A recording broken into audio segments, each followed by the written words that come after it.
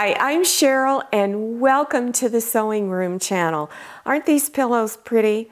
I'm going to show you how to make this pattern into any size you want. For instance, this little tiny pillow down here, you can use as a pincushion, or you can just use it as a decorative piece around your house. This middle one here, I made out of a cross-stitch kit that I had. And then this one here, I've used cotton batting in it, and I've done some beautiful quilting stitches. So you can make it really small or really big, really detailed or not. So let's get started. Here is a chart of how big or small to cut your squares depending on the finished size of your pillow. So if you're making a 20-inch pillow or all the way down to just a little 5-inch pillow, which I use for pin cushions, you would divide the number by 2. It doesn't matter which size you're making, divide it by 2. Then you're going to cut 4 squares for that particular pillow. And so let's say 2 into 20 is 10. But you need to add, a 1/2 inch to the 10. So it's 10.5. So if it's an 18-inch pillow, divided by 2 is 9, add a 1/2 inch. When you get down here to the 5-inch pillow, divide that by 2, that's 2.5, add a 1/2 inch. So you would cut 4 squares that are 3-inch.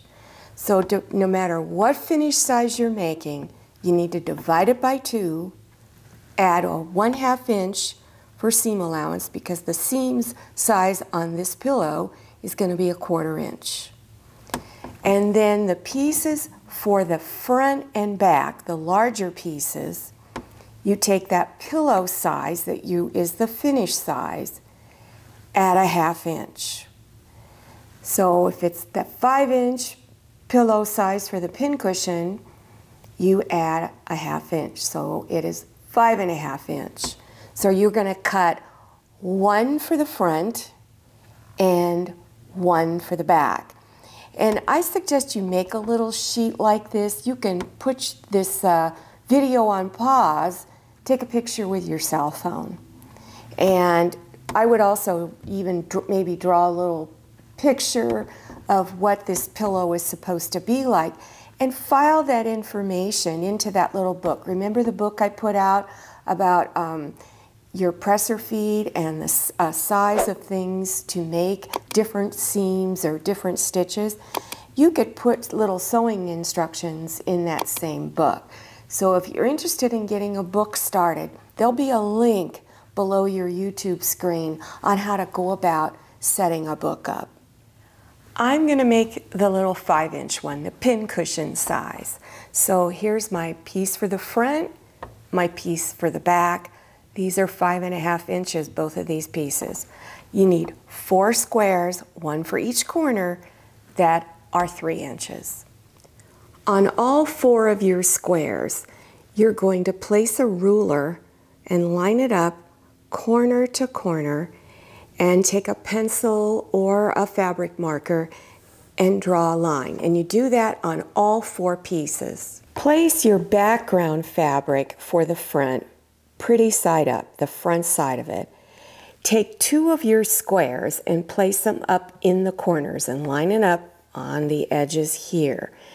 Then you're going to stitch very close to the line, but not on top of the line. So on this square here, you're going to stitch on this side of the line. Not on top of it, but very close to it. Then on this square, you're going to stitch on this side of the line.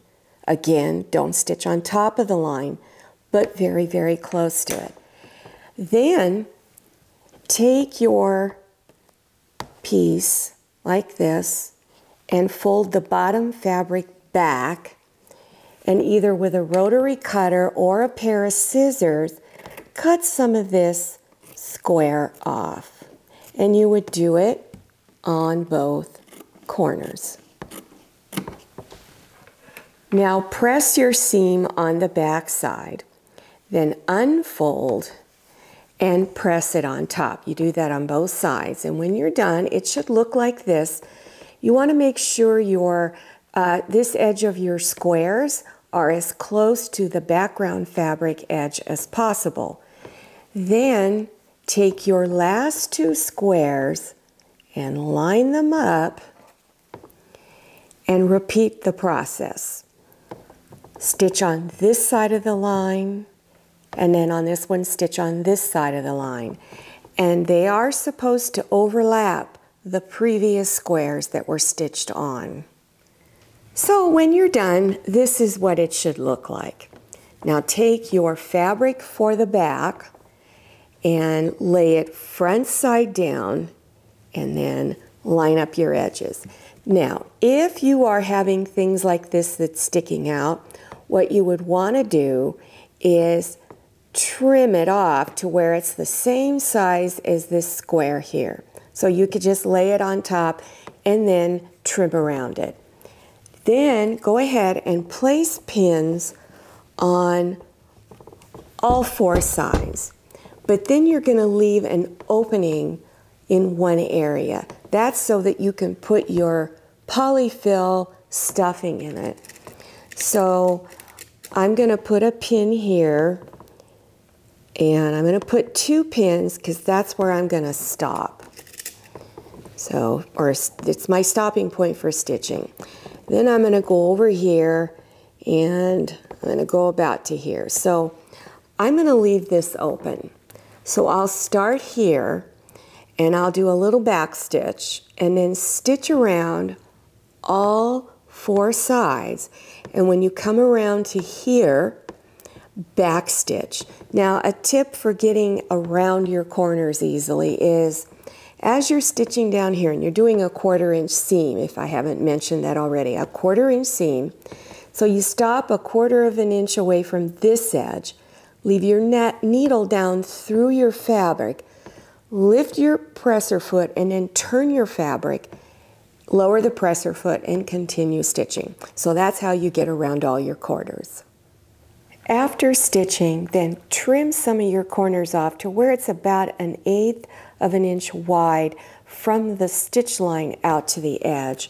So I usually just cut across this way, and then I'll go off to the side just a little bit at an angle, and then I'll go this way at an angle and trim some of it off. Do that on all 4 corners. Go to the opening and then begin pushing the fabric through so that the pretty side of your fabric is now coming out on the outside. To get the corners to come out, you can take maybe a little chopstick or something like this if you have it. Go in through your opening and just poke those corners out. But be real careful you don't poke through your fabric.